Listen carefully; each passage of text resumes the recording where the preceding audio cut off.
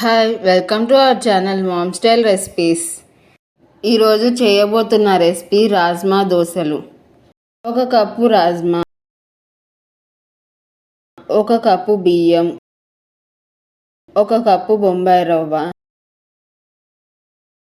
బియ్యంలో 1 table spoon మెంతులు వేసుకుని బొంబాయి రవ్వ తప్పించి అన్నిటిలో వాటర్ పోసి 7-8 గంటలు నానబెట్టుకోవాలి.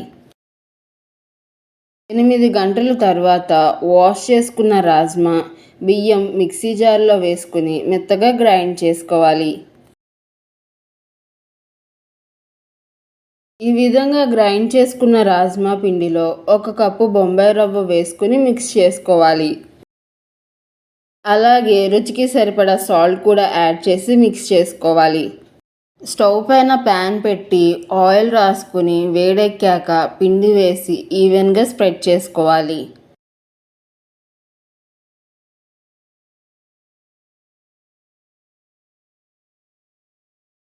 ఒక ప్రక్క కాలిన తరువాత ఇంకో ప్రక్కకి టర్న్ చేసి 2 ప్రక్కల ఎర్రగా కాలిన తరువాత తీసి పక్కన పెట్టుకోవాలి.